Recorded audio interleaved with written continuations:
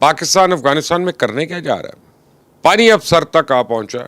افغانستان سے غول کی صورت میں آنے والے درندوں نے باجوڑ سے لے کر وزیرستان اور بنو تک کے علاقے کو وار زون بنایا ہوا ہے۔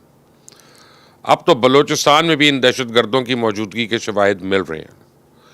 آئے روز یہ دہشت گرد ہمارے جوانوں پہ حملے کر رہے ہیں، معصوم شہریوں کو اغوا کر رہے ہیں، مساجد کو نشانہ بنا رہے ہیں، آبادیوں پر ڈرون حملے کر رہے ہیں، اور پاکستان کی انسداد دہشت گردی کی پالیسی بالکل درست ہے، لیکن افغانستان کے عدم تعاون کی وجہ سے امن ہمارے لیے کافی مشکل ہوا ہے۔ ہماری قربانیاں مسلسل رائے گاہ جا رہی ہیں۔ کابل کی طالبان انتظامیہ ہمارے بار بار مطالبے کے باوجود نہ تو کالعدم ٹی ٹی پی کے دہشت گردوں کو ہمارے حوالے کر رہی ہے، نہ ہی خود ان کے خلاف کوئی کارروائی کر رہی ہے، بلکہ الٹا ان کی مسلسل سرپرستی کر رہی ہے۔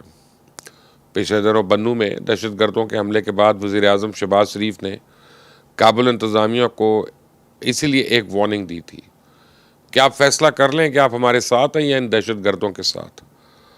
تو وزیر اعظم کا لب و لہجہ بتا رہا تھا کہ ریاست کی برداشت اب ختم ہو چکی ہے، اب یا تو کابل انتظامیہ کو دہشت گردی کی سرپرستی بند کرنی ہوگی، کالعدم ٹی ٹی پی کے ٹھکانے تباہ کرنے ہوں گے، مطلوب افراد کو ہمارے حوالے کرنا ہوگا، ورنہ دوسری طرف یہ فریضہ پاکستان خود اپنے ہاتھوں سے سر انجام دے دے گا۔ تو پاکستان کی اہم سیاسی اور مذہبی جماعتیں پہلی خیبر پختونخوا میں کالعدم ٹی ٹی پی کے خلاف آپریشن کی مخالفت کر رہی تھیں۔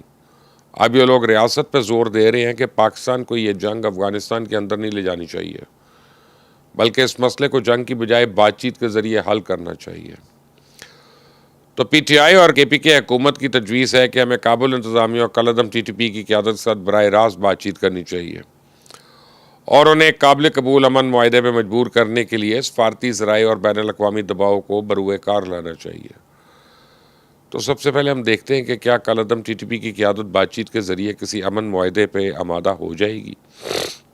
تاریخ گواہ ہے کہ مذاکرات کے ذریعے کبھی امن قائم نہیں ہوا، بلکہ یہ الٹا دہشت گردوں کی حوصلہ افزائی کرتی ہے۔ کالعدم تحریک طالبان پاکستان کے ساتھ 2004 میں ریاست نے شکئی میں پہلا معاہدہ کیا تھا۔ ملا نیک محمد کے ساتھ یہ معاہدہ چند مہینے بھی قائم نہیں رہ سکا۔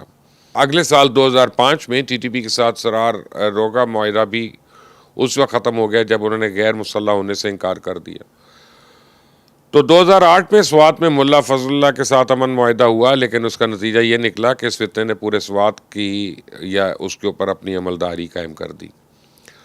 2009 میں ریاست نے سوات میں نظام عدل معاہدہ کیا، لیکن اس کے نتیجے میں عسکریت پسند شانگلہ اور بنیر میں بھی داخل ہو گئے۔